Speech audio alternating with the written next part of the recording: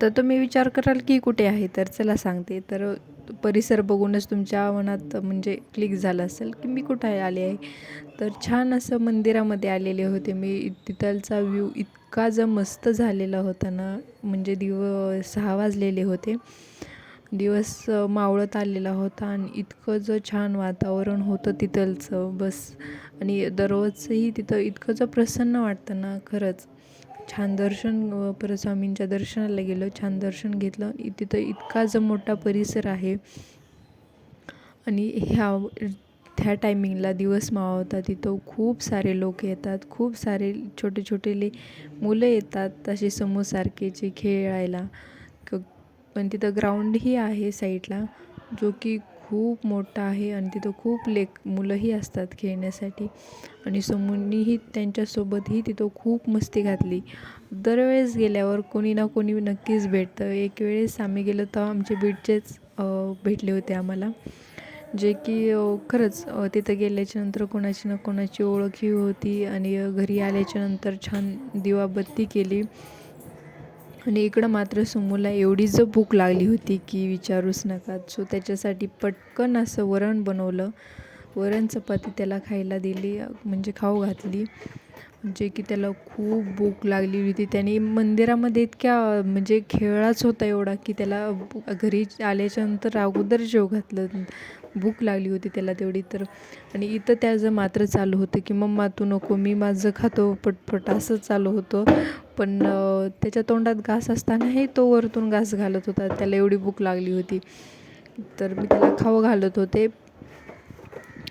आणि तिथं मंदिरामध्ये ना खरंच खूप छान वाटतं. तुम्हीही कुणी गेला असाल ना, नक्की सांगा मला. आणि तिथं म्हणजे खास करून दिवस मावळता जास्त गर्दी होते. खरंच खूप मन प्रसन्न करून टाकणारं वातावरण असतं. आणि इथं समूला आहे का, त्याचं मधीनं असं चालू होतं की मी खातो, मी खातो. मी छान असं त्याला जेवू घातलं. आणि नंतर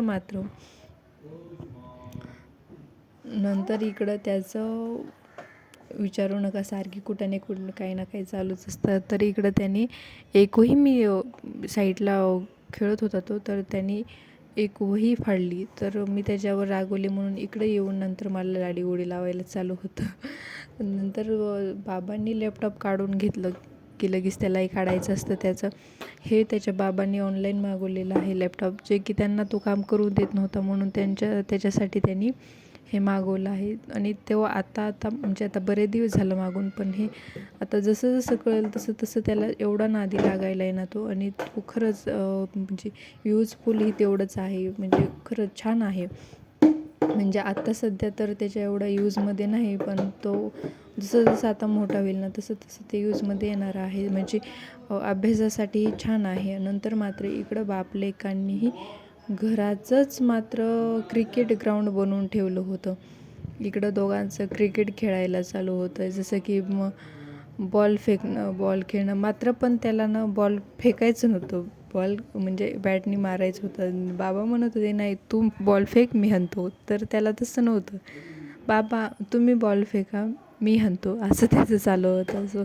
असं त्यांचं क्रिकेटचं. रात्री खूप उशीर झाला होता तरी त्यांना दोघांना क्रिकेट खेळायचंच होतं. समूलाही झोप येत नव्हती. आणि असा छान दिवस आजचा गेला. सो आजचा व्हिडिओ तुम्हाला कसा वाटला ते नक्की मला कमेंट करून सांगा. आणि भेटूयात अजून अशा छानशा व्हिडिओमध्ये. तोपर्यंत बाय बाय.